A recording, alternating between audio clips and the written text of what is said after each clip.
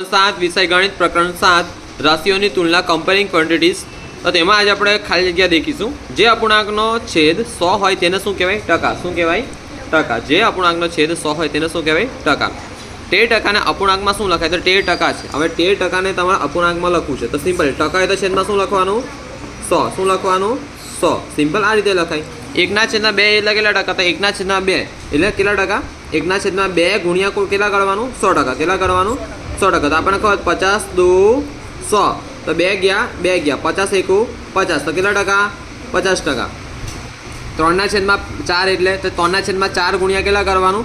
100%। તો આપણને ખબર છે 25 × 100 4 ગયા મતલબ 4 × 1 4 ને 25 × 4 75 તો કેટલા ટકા?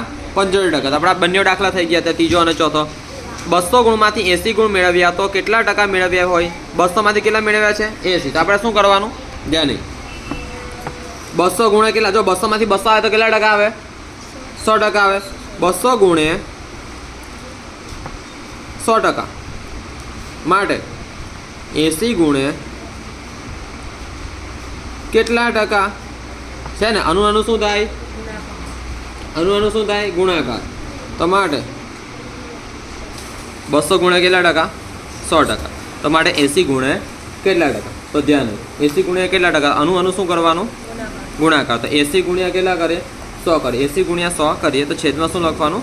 200। છેદમાં 200 કેમ કે અનુ ગુણાકાર અનુ શું થાય? ભાગાકાર। તો આપણે સિમ્પલી શૂન્ય ગયું શૂન્ય ગયું શૂન્ય ગયું શૂન્ય ગયું। હવે આપણને ખબર 40 દુ કેટલા થાય? 80 થાય। આ 2 ગયા આ 2 ગયા તો વધ્યા કેટલા? 40। કેટલા વધ્યા? 40। તો 80 ગુણ્યા કેટલા ટકા થાય? 40% થાય। કેટલા ટકા થાય? 40%। સમજ પડી? આ ઓકે ઇઝી છે ને? હવે ધ્યાન ચોરસનો ચોથો ભાગ એટલે કેટલા ટકા? તો સિમ્પલી ચોથો ભાગ એટલે 1/4 આવે। હવે ટકા કરવાના શું કરવાનું? 100 વડે ગુણવાનું 100%।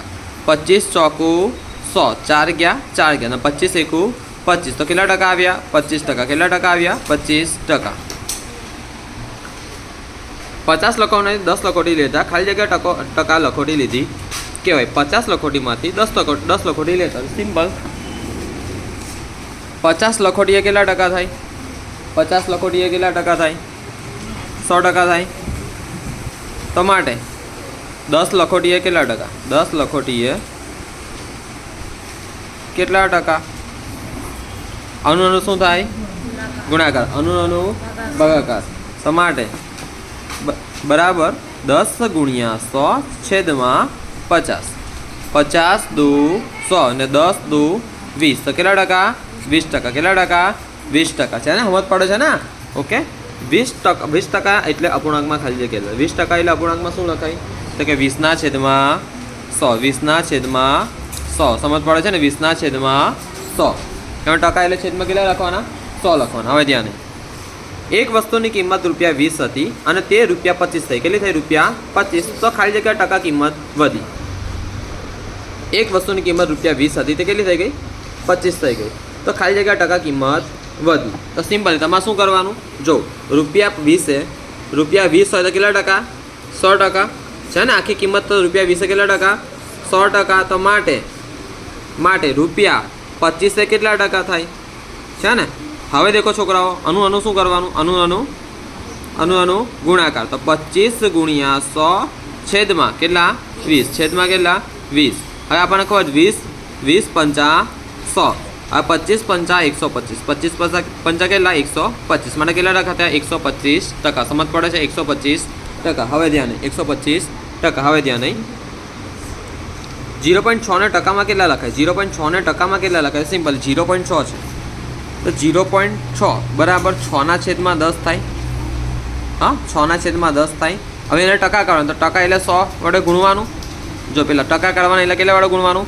100 વડે ગુણવાનું।